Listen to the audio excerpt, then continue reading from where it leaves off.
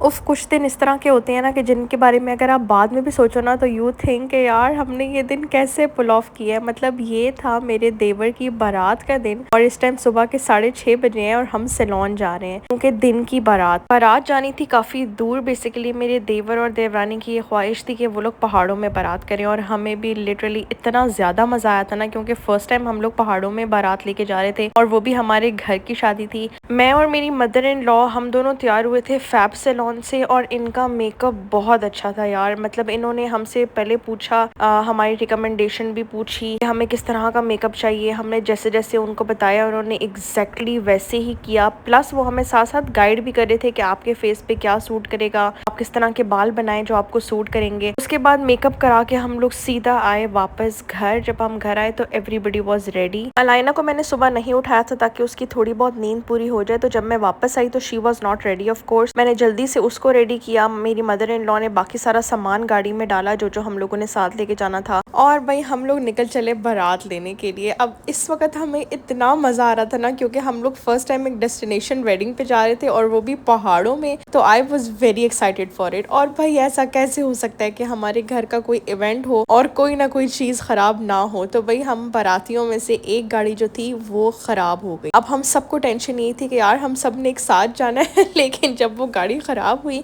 तो फिर हमने सारे लड़कों को उस गाड़ी में बिठाया और हमने कहा भाई अपना बंदोबस्त करके ना तो आ जाना, क्योंकि हम लोग लेट नहीं हो सकते थे। हम लोग ऑलरेडी घर से लेट थे और वहाँ पे मौलवी साहब भी पहुंच चुके हुए थे और बेसिकली निकाह भी इसी दिन होना था। हम लोगों ने प्रायर कोई निकाह नहीं किया हुआ था, तो ये था कि भाई निकाह भी उसी दिन होना है। फिर that is the only event जो शलीमा भी था, बारात भी थी। तो वी वर लाइक यार अंधेरा भी जल्दी हो जाता है पहाड़ों में, इसलिए सबकी पिक्चर्स भी आ जाए और सारा इवेंट अच्छे से पुल ऑफ हो जाए। और अब तक आप लोगों को देख के समझ तो आ गई होगी कि बारात जो है वो कहाँ पे थी। तो बारात बेसिकली मरी में थी। मरी से भी थोड़ा सा आगे एक एरिया है, वहाँ पे बारात थी। अब यहाँ पे जो है ना वो सारी बारात की गाड़ियां लाइन अप हो गई थी और एक प्रॉपर बारात वाला माहौल था। मतलब सबने डबल इंडिकेटर्स ऑन किए हुए सब जा रहे हैं, बहुत मजा आ रहा था। और इस टाइम पे हम लोग यमुना को इतना ज्यादा मिस कर रहे थे ना, क्योंकि कितना कुछ हमने उसके साथ सोचा हुआ था कि how we are gonna enter और सब कुछ हम करेंगे, बट अनफॉर्चुनेटली वो हमारे साथ नहीं थी। तो फिर हमने सोचा कि भाई हम उसको स्काइप के थ्रू जो है ना वो अपने साथ एंगेज रखेंगे। तो बस फिर अब आगे जाके मैं और मुजाहिद जो है वो बड़ी कोशिश कर रहे थे कि किसी तरह हमारे मुल्क के सिग्नल्स हमारा साथ दे दें और हम उसको जो है ना अपने साथ अटैच कर लें। यार मुझे आप लोगों ने जब कमेंट्स में जरूर बताना कि इतने खपखपेड़े सिर्फ हमारी शादियों में ही होते हैं या आप लोगों की शादियों में भी होते हैं। मुझे तो लगता है कि ये हर देसी फैमिली में ऐसा होता है। एक तो कोई ना कोई लड़ाई लाजमी होती है किसी भी इवेंट से पहले, दूसरा कोई ना कोई चीज आप घर में जरूर भूलते हो, और थर्ड हमारे साथ ऐसा होता है कि हम जब भी प्रॉपर प्लानिंग के साथ निकले ना और हर एक चीज पूरी करके निकले तब कोई ना कोई चीज खराब हो जाती है। या तो हम कुछ घर भुलाते हैं या फिर हमारी कोई ना कोई गाड़ी खराब हो जाती है। और ऐसा हमारे साथ सिर्फ इस शादी में नहीं हुआ, पहले भी बहुत से ट्रिप्स में ऐसा हुआ है जब हम अपनी तरफ से फुल तैयारी करके फुल सब कुछ सॉर्ट करके निकल रहे होते हैं ना, तो हमारी कोई ना कोई गाड़ी खराब हो जाती है या कुछ ना कुछ तो लाजमी ऐसा होता है। अब यहाँ पे हम लोगों ने यमुना को अल्हम्दुलिल्लाह अपने साथ अटैच कर लिया था। दो ऑन एंड ऑफ अटैच हो रहा था, लेकिन स्टिल उसने काफी हद तक शादी देख ली थी। अच्छा, अब जब हम लोग यहाँ पे वेन्यू पे एंटर हुए ना तो इतना खूबसूरत डेकोर हुआ था और स्टेज जो है ना वो बिल्कुल व्यू वाली साइड पे बना हुआ था, तो इतना अच्छा लग रहा था।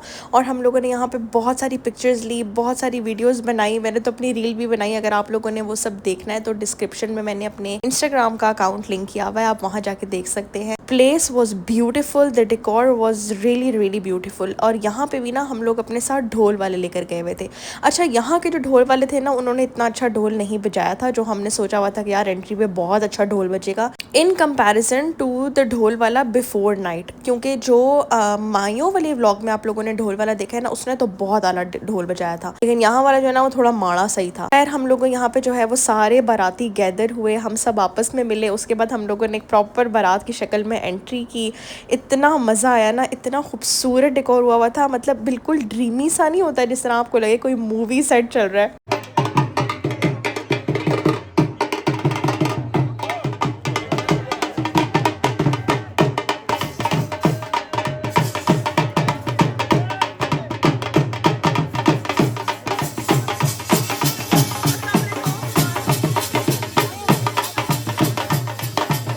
अच्छा जी, अपने देवर जी को तो हम लोगों ने जाके स्टेज पे बिठा लिया। उसके बाद हुई बहुत ड्रीमी सी दुल्हन की एंट्री, फिर निकाह हुआ। अच्छा, मैंने यहाँ पे ज़्यादा लोगों के फेसेस और इवन दुल्हन का फेस भी नहीं कैप्चर किया है, बिकॉज यू नो फिर बहुत से लोग कंफर्टेबल नहीं होते स्क्रीन के सामने, तो इस वजह से मैंने उनकी प्राइवेसी का ख्याल रखा है। अच्छा जी, तो बारात का इवेंट तो अल्हम्दुलिल्लाह बहुत अच्छे से हो गया। फिर उसके बाद जो नेक्स्ट डे था उसमें बेसिकली वलीमे के बीच में गैप था। अब इस दिन जो है वो मैंने दूल्हा और दुल्हन का रूम डेकोर करना था, जिसके लिए मैं बहुत ज्यादा नर्वस थी, बिकॉज अगेन पहले मैं बहुत ज्यादा इजी थी कि यार युमना आ जाएगी तो वो केटर कर लेगी और मैं उसकी हेल्प करूंगी, but here I am doing everything on my own. तो अब सब कुछ मुझे खुद ही डिसाइड करना था और करना भी खुद ही था। ऑल्दो मेरे साथ हेल्प के लिए बहुत से लोग थे, जैसे कि मुजाहिद थे, अरीब था, मेरी सिस्टर थी, बट अगेन मुझे ना बहुत टेंशन हो रही थी।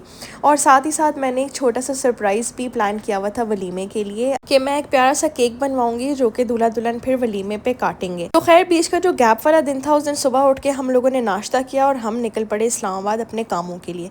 सबसे पहले तो मैंने जो है वो डैनी को कॉल की, जैसे मैंने आप लोग को अपने पिछले व्लॉग्स में भी बताया कि डैनी जो है वो डेकोर का एक्सपर्ट है।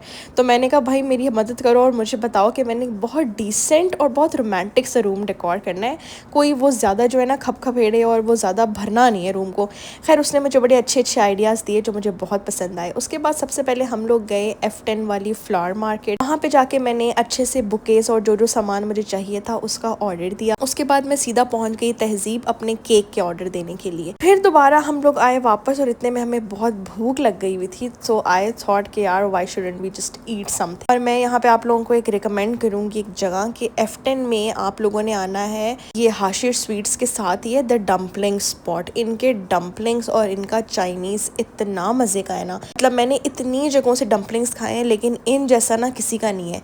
स्पेशली ये लोग जो साथ ये सिराचा सॉस देते हैं और चिली ऑयल देते हैं, और इनके डम्पलिंग्स इटसेल्फ भी इतने स्पाइसी और इतने मज़े के होते हैं ना, मेरे अभी भी मुंह में पानी आ रहा है बताते हुए। खैर जब तक हम लोगों ने पेट पूजा की, मैंने यहीं पर ही नीचे एक शॉप थी, वहाँ से मैंने कैंडल्स और बाकी की चीज़ें भी कलेक्ट कर ली और इतनी देर में हमारे सारे बुकेस वगैरह भी बन गए थे। फिर हर एक चीज़ को बड़ी आराम से जो है वो गाड़ी में लोड कराया। इतनी देर में पीछे अम्मा ने जो है ना फजील और तूबा का घर पूरा साफ सुथरा करवा दिया हुआ था और घर चमकारे मार रहा था जब मैं पहुंची। और फिर मैं सीधा उनके घर पहुंच गई क्योंकि मैंने वहाँ पे डेकोर करना था। अच्छा यार, इसके साथ साथ जो है ना वो मेरा तहजीब वालों से कंप्लेन है कि यार प्लीज़ जो लोग आप लोगों के पास केक बनवाने आते हैं ना, उनके ऑलरेडी इतने मसले चल रहे होते हैं, उन्होंने ऑलरेडी इतनी ज़्यादा चीज़ें केटर करनी होती हैं, तो यार प्लीज़ डेकोर आप लोग कर दिया करो केक पे। क्योंकि मुझे तहजीब वालों ने ये बोला कि हम आपको सिर्फ केक बना देंगे, इस तरह का डेकोर आप चाह रही हैं ना उसके तरह के फ्लावर्स आप खुद लेकर आइएगा, हर एक चीज़ आपने खुद लेकर आनी है और सब आपने खुद ही करना है। मैंने कहा अच्छा भाई बड़ी मेहरबानी कि अगर आप केक भी बना के दे रहे हैं, वरना मैं वो भी खुद ही कर लेती अगर मेरे पास टाइम होता। तो खैर फिर मैं उसके बाद इनके घर पहुंची और मैंने वहाँ पे डेकोर शुरू किया।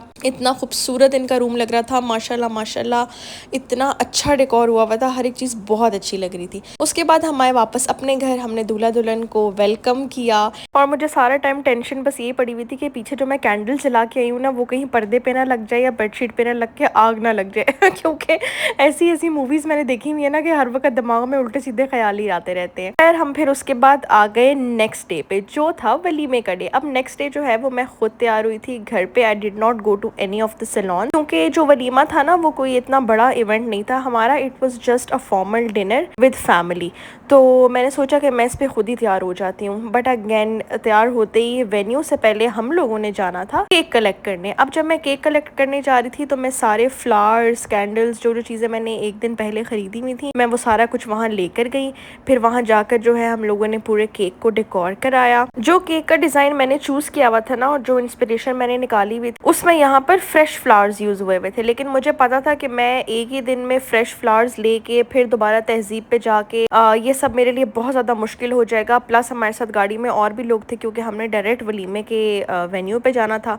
तो इसलिए मैंने सोचा कि मैं आर्टिफिशियल फ्लावर्स एक दिन पहले ही ले लेती हूँ ताकि मैं एटलीस्ट जितना अपने लिए आसानी कर सकूँ उतनी कर लूँ। उसके बाद हम लोग पहुँचे वेन्यू पे, दूल्हा दुल्हन आए, सबको हमने वेलकम किया। जब सारे गेस्ट कंप्लीट हो गए तो here finally Danny was with me, he helped me. हमने कैंडल्स वगैरह सारी लिट अप की, दूल्हा दुल्हन ने केक काटा। उसके बाद हम लोगों ने मज़ेदार सा खाना खाया। वलीमे का डिनर जो था वो हम लोगों ने HN फूड्स पे किया था और इनका देसी खाना इस्लामाबाद में इस वक्त सबसे टॉप पे है। इतना मज़े का इनके जो ये चीज़ रेशमी कबाब थे, प्लस इनके जो ये चावल हैं, अब मुझे इनका नाम भी भूल गया कि कौन से ये चावल हैं, लेकिन ये बहुत मज़े के हैं। नीचे इन्होंने जो है वो सालन डाला होता है और ऊपर उसके चावल डाले होते हैं, लेकिन बहुत आला। अल्हम्दुलिल्लाह शादी खैर खैरियत से हो गई और यहाँ पे हम लोग वलीमे से जब वापस आ रहे थे ना, तब बारिश शुरू हुई थी। Also guys do let me know in the comment box कि आप लोगों को वॉइस ओवर वाले व्लॉग्स पसंद है या फिर real time, and also subscribe to my channel.